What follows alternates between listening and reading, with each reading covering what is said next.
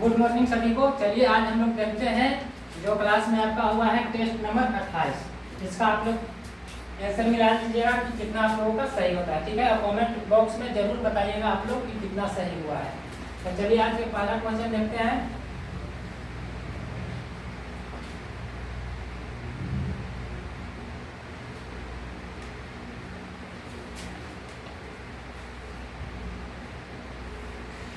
चलिए देखिए, पहला क्वेश्चन है आप लोगों का कि टेस्ट ट्यूब बेबी का अर्थ क्या होता है। तो टेस्ट ट्यूब बेबी का अर्थ होता है कि ट्यूब में निषेचन होना, ठीक है। यानी कि पहला क्वेश्चन का आपका आंसर हो जाएगा कौन, ऑप्शन नंबर ए, ट्यूब में निषेचन होना। चलिए आगे देखते हैं दूसरा क्वेश्चन।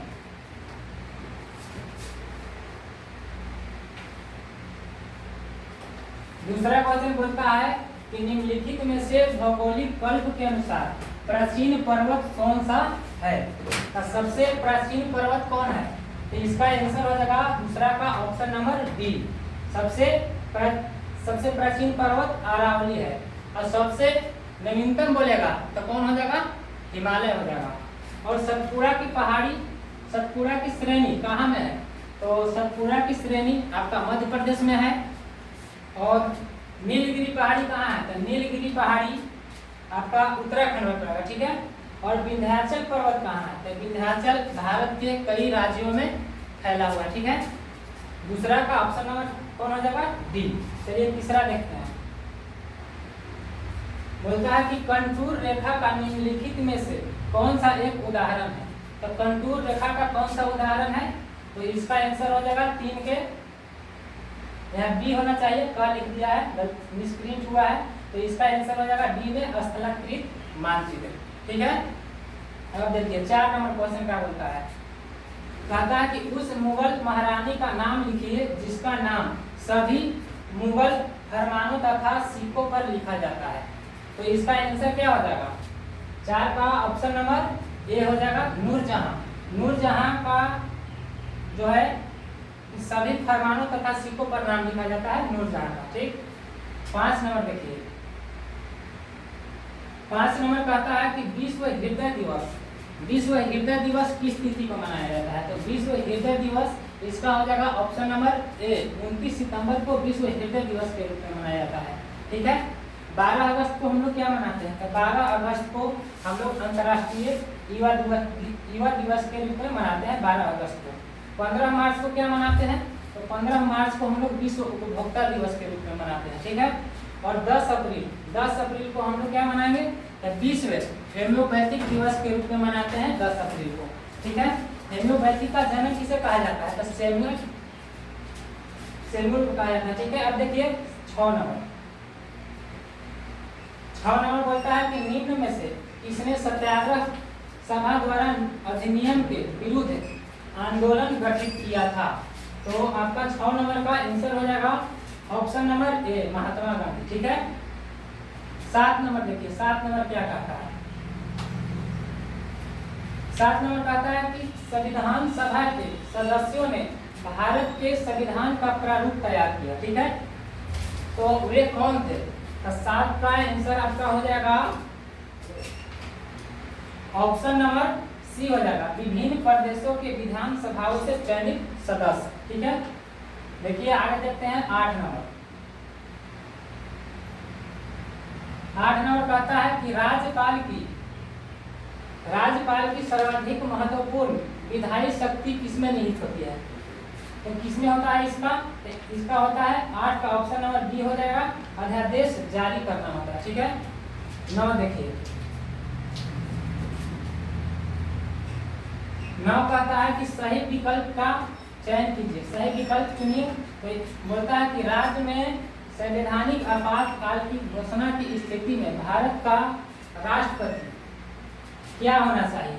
तो 9 का आपका आंसर हो जाएगा ऑप्शन ए में है कि उच्च न्यायालय को मिलाकर राज्य सरकार के सभी कार्य स्वयं कर सकता है। तो ये आपका ऑप्शन नहीं होगा। बी में देखते हैं, बी में बोलता है कि यह घोषणा कर सकता है कि राज्य की विधायी शक्तियां राज्यपाल के जविकार में प्रमाण होगी। यह भी गलत है आपका। सी में देखते हैं, सी बोलता है कि उच्च न्यायालय को छोड़कर राज्य सरकार के सभी कार्य स्वयं कर सकते हैं। यानी आपका ऑप्शन नंबर क्या हो जाएगा, सी सही हो जाएगा। 9 का आपका कौन होगा, सी हो जाएगा। ठीक है, चलिए अब आगे देखते हैं 10 नंबर।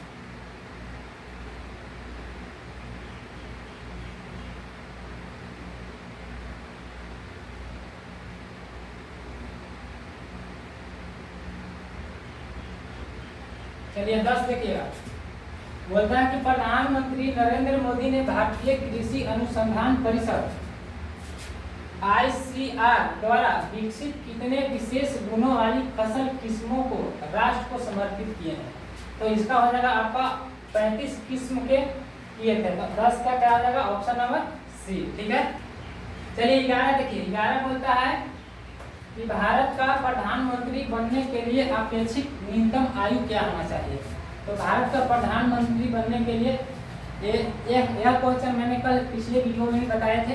ठीक है, और आज टेस्ट में आ भी गया है। तो देखिए कहता है कि भारत का प्रधानमंत्री बनने के लिए अपेक्षित न्यूनतम आयु क्या होना चाहिए। तो प्रधानमंत्री बनने के लिए 25 वर्ष होना चाहिए। ठीक है, और राज्यपाल और राष्ट्रपति बनने के लिए कितना होना चाहिए, तो 35 वर्ष होना चाहिए। और 21 वर्ष किसका होता है, तो पंचायत को चुनाव लड़ने के लिए 21 वर्ष होना आवश्यक है। और 18 वर्ष किसका होना चाहिए, तो वोट देने के लिए कम से कम 18 वर्ष होना जरूरी है। चलिए आगे देखते हैं हम लोग 12 का। चलिए 12 देखेंगे। 12 कहता है कि महात्मा गांधी को सर्वप्रथम राष्ट्रपिता किसने कहा था। तो महात्मा गांधी को सर्वप्रथम राष्ट्रपिता सुभाष चंद्र बोस ने कहा था। और एक और होता है कि महात्मा गांधी को महात्मा की उपाधि सबसे पहले किसने दिए थे। तो महात्मा गांधी को महात्मा की उपाधि सबसे पहले रविंद्रनाथ टैगोर ने दिए थे। ऑप्शन बी में है जवाहरलाल नेहरू। तो जवाहरलाल नेहरू को हम लोग चाचा के नाम से भी पुकारते हैं। और खान अब्दुल गफर खान, तो खान अब्दुल गफर खान को हम लोग जानते हैं।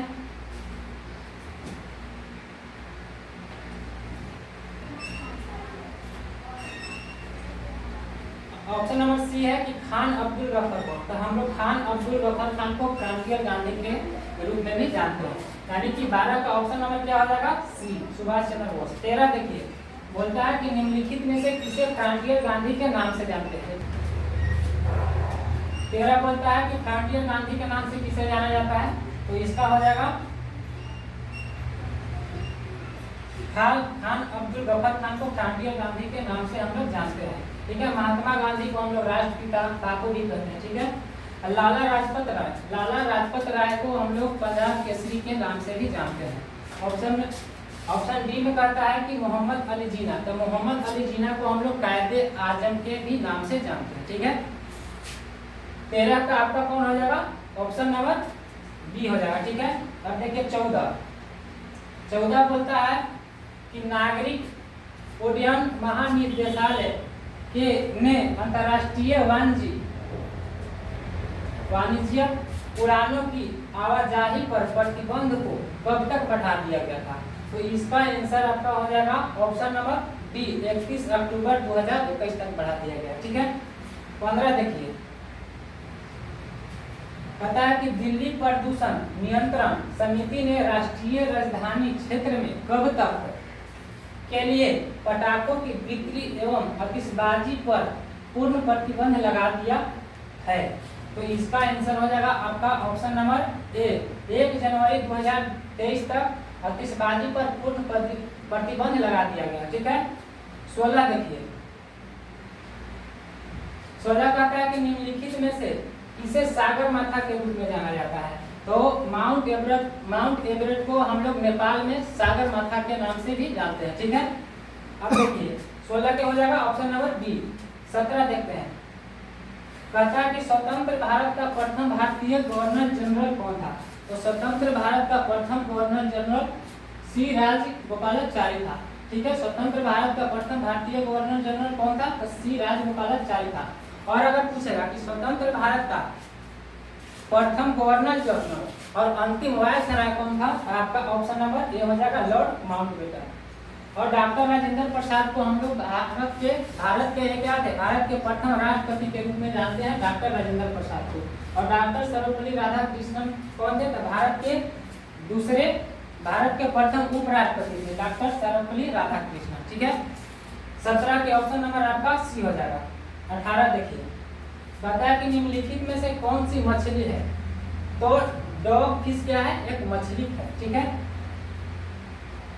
अब देखिए 19 कहता है कि काली मिट्टी का सबसे अधिक क्षेत्र क्या है? तो काली मिट्टी का सबसे अधिक क्षेत्र कहाँ है? तो महाराष्ट्र में है। ठीक है, ऑप्शन नंबर डी हो जाएगा 19 के ऑप्शन नंबर डी।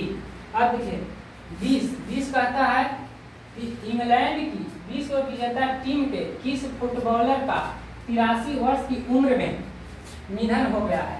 तो इसका ऑप्शन नंबर 20 के हो जाएगा ऑप्शन नंबर 32 से ऑप्शन नंबर सी राजर हट को। ठीक है, 21 देखिए, 21 बोलता है कि शाहनामा का लेखक कौन था?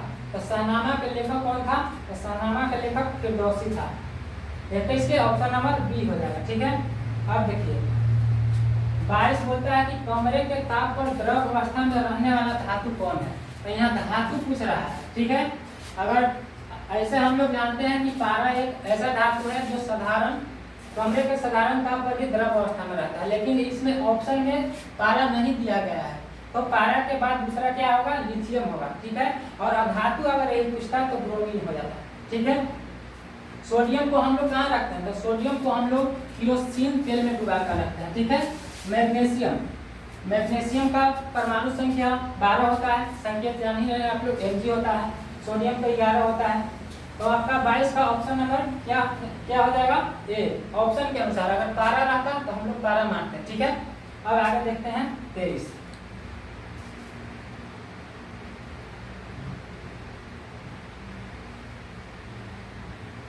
तेईस बोलता है कि समतल दर्पण में प्रतिबिंब हमेशा बनता है, तो कैसा बनता है? काल्पनिक बनता है। ठीक है, 24 देखिए, 24 बोलता है कि वायुमंडल के किस भाग में ओजोन परत पाई जाती है? तो ओजोन परत किसमें पाई जाती है? समताप मंडल में ओजोन परत पाई जाती है। वायुयान भी किसमें उड़ता है? तो समताप मंडल में उड़ता है। ठीक है, और क्षोभ मंडल में क्या होता है? सभी मौसमी घटनाएं क्षोभ मंडल में घटित होता है। ठीक है, आयन मंडल में क्या होता है? बहिर्मंडल में हम लोग जानते हैं कि ऑक्सीजन, नाइट्रोजन, हाइड्रोजन, हीलियम क्या होता है?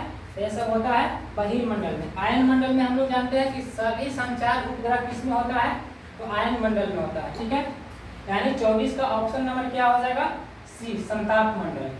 25 देखिए, 25 कहता है कि पूर्ण स्वराज दिवस मनाने का निश्चय पहली बार कब हुआ था? तो कब हुआ था? 26 जनवरी 1930 का हुआ था। 25 के ऑप्शन नंबर ए हो जाएगा। 26 देखिए, 26 कहता है कि मां के दूध में पाया जाने वाला प्रोटीन क्या है? तो मां के दूध में पाया जाने वाला प्रोटीन क्या होगा? लैक्टोफेरिन होता है। ऑप्शन नंबर ए हो जाएगा 26 के ऑप्शन नंबर ए। 27 देखिए, पेलाग्रा नामक रोग किस विटामिन के कमी से होता है? तो पेलाग्रा नामक रोग आपका विटामिन B3 के कमी से होता है। विटामिन B12 के कमी से क्या होता है? तो एनीमिया होता है। विटामिन B5 के कमी से क्या होता है? तो मनुष्य में मंदबुद्धि होता है। ठीक है, आगे देखिए 27 का ऑप्शन नंबर क्या हो जाएगा? बी। 28 देखते हैं, 28 देखिए, संविधान प्रारूप समिति के समक्ष प्रस्तावना का प्रस्ताव किसने रखा था? तो इसका आंसर हो जाएगा आपका जवाहरलाल नेहरू। ठीक है, प्रारूप समिति के अध्यक्ष किसे कहा जाता है? तो भीमराव अंबेडकर को कहा जाता है। अगर यही पूछता कि सलाहकार के रूप में किसे जाना जाता है? तो BN राव को हम लोग सलाहकार के रूप में जानते हैं। ठीक है, अब देखिए 29 कहता है कि मूल संविधान के पृष्ठों को किसके द्वारा चित्रांकन किया गया है? तो इसका 29 का आपका ऑप्शन नंबर डी हो जाएगा नंदलाल बोस में। ठीक, 30 देखिए, 30 बोलता है कि निम्नलिखित में से कौन सी नदी दक्षिण गंगा के नाम से जानते हैं? तो दक्षिण गंगा के नाम से हम लोग गोदावरी नदी को जानते हैं। ठीक है, अगर यही पूछ देता कि दक्षिण भारत के गंगा किसके कहते हैं? अगर भारत लगा देगा तो वो हो जाएगा कावेरी। दक्षिण भारत के गंगा के नाम से हम लोग कावेरी के जानते हैं। और दक्षिणी गंगा के नाम से हम लोग गोदावरी को जानते हैं। तो इसका 30 का कौन हो जाएगा? ऑप्शन नंबर सी हो जाएगा। 31 देखिए, कहता है कि निम्नलिखित में से कौन सी नदी अरब सागर में मिलती है? तो अरब सागर में कौन सी नदी मिलती है? तो नर्मदा नदी अरब सागर में मिलती है। देखिए 32 कहता है कि निमोनिया रोग किस अंग को प्रभावित करता है? तो निमोनिया रोग फेफड़ा को प्रभावित करता है। 32 का क्या हो जाएगा? Option number A. 33 देखिए, 33 कहता है कि निम्नलिखित में से इसे सबसे प्राचीन वेद माना गया है? तो सबसे प्राचीन वेद कौन सा है? ऋग्वेद है। ठीक है। और अगर एक पूछता कि संगीत का वेद किसे कहा जाता है? तो संगीत को वेद को हम लोग साम वेद को जानते हैं। ठीक है। अगर इसमें अगर एक और क्वेश्चन पूछता जादू टोना किस वेद को कहा जाता है? तो जादू टोना वाला वेद हम लोग अथर्व वेद को कहते हैं। 33 का कौन हो जाएगा? Option number C. ठीक है। 34 देखिए, कहता है कि भारत में रुपए का सिक्का किसने प्रारंभ किया था? तो भारत में रुपए का सिक्का सबसे पहले शेरशाह सूरी ने किया था। ठीक है। अब देखिए 35 कहता है कि विद्युत आवेश का मात्रक क्या होता है? तो विद्युत आवेश का मात्रक क्या होता है? कूलॉम। 35 का हो जाएगा बी। और अगर यही पूछ देता कि प्रतिरोध का मात्रक क्या होता है? तो प्रतिरोध का मात्रक ओम होता है। अगर यह पूछता कि विद्युत धारा का मात्रक क्या होता है? तो एम्पियर होता है। ठीक है। अगर हेनरी लिखा हुआ है, हेनरी लिख दिया गया है, स्क्रीन हुआ है, तो हेनरी विद्युत प्रेरकत्व का मात्रक क्या होता है? हेनरी। तो विद्युत आवेश का मात्रक क्या होगा? कूलॉम। 35 के ऑप्शन नंबर बी, यहाँ सी लिख दिया है। चलिए आगे देखिए 36, अल्बुमिन क्या है? तो अल्बुमिन एक प्रकार का प्रोटीन है। ठीक है। 37 देखिए, कहता है कि कनिष्क राजा कनिष्क ने निम्नलिखित में से किसे अपनी राजधानी बनाया? तो पुरुषपुर को बनाया था, पुरुषपुर पेशावर को। ठीक है। अब देखिए 37 हो गया। 38 देखिए,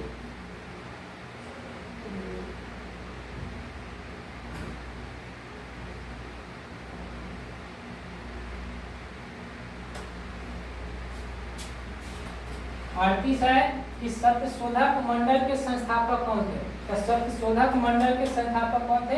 ज्योतिबा फुले थे। आगे देखिए 39 बोलता है कि गायत्री मंत्र की रचना किसने किया था? तो गायत्री मंत्र का रचना विश्वामित्र ने किया था। 40 है नाथुला दर्रा किस राज्य में है? तो नाथुला दर्रा आपका भारत के सिक्किम राज्य में है। ठीक है। आगे देखिए 41 कहता है कि अनुच्छेद 108 के अंतर्गत लोकसभा और राज्यसभा की संयुक्त बैठक आहूत की जाती है, यानी किसके द्वारा किया जाता है? लोकसभा और राज्यसभा की संयुक्त बैठक आहूत किसके द्वारा किया जाता है? तो राष्ट्रपति के द्वारा किया जाता है। 41 के ऑप्शन नंबर डी हो जाएगा। 42 देखिए, कहता है कि निम्नलिखित में से कौन काशी विद्यापीठ का संस्थापक था? तो 42 का आपका ऑप्शन नंबर हो जाएगा सी, बाबू शिव प्रसाद गुप्ता थे। ठीक है। 43 देखिए, कहता है 43 की लुइस हैमिल्टन कितने रेस जीतने वाले पहले फार्मूला 1 ड्राइवर बन गए? तो ये थे 100 रेस जीतने के बाद फार्मूला 1 ड्राइवर बन गए थे। ठीक है। 43 के ऑप्शन नंबर बी हो जाएगा। 44 देखिए, बोलता है कि हिंदी का पहला समाचार पत्र उतंड मार्टंड होगा, तो यहाँ साटंड लिख दिया है, स्क्रीन होता है। हिंदी का पहला समाचार पत्र उतंड मार्टंड 30 मई 1826 को प्रकाशित हुआ था। तो यह सर्वप्रथम कहाँ प्रकाशित हुआ था? तो कोलकाता में हुआ था।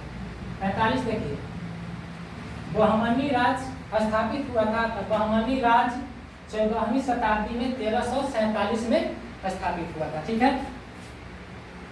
46 देखिए, 46 कहता है कि एससी बोस ने फॉरवर्ड ब्लॉक की स्थापना कब किया? यानी सुभाष चंद्र बोस ने फॉरवर्ड ब्लॉक की स्थापना कब किए थे? तो वह किए थे 1 मई 1939 को किए थे। ठीक है।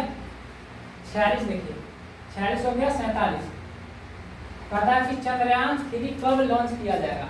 तो ये किया जाएगा, यहाँ किया गया है, अभी लॉन्च नहीं किया गया है। चंद्रयान 3 कब लॉन्च किया जाएगा? तो यह 14 जुलाई 2023 को लॉन्च किया जाएगा, इसरो से किया जाएगा। ठीक है। इसरो आंध्र प्रदेश में रहता है, वहीं से ही लॉन्च किया। कल 14 तारीख है, कल इसको लॉन्च होना है 2:35 पर, ठीक है। चंद्रयान 3 चंद्रमा के लिए लॉन्च किया जाएगा, ठीक है। अब देखिए 48 कहता है कि ऑस्कर पुरस्कार 2023 में सर्वश्रेष्ठ अभिनेत्री का पुरस्कार जीतने वाली पहली एशियाई महिला कौन थी? तो इसका 48 का आपका ऑप्शन नंबर हो जाएगा सी, मिशेल यो। 49 देखिए 49 मैथ है, तो आप लोगों को मैथ सोल्व करा देते हैं 49 और 50, ठीक है।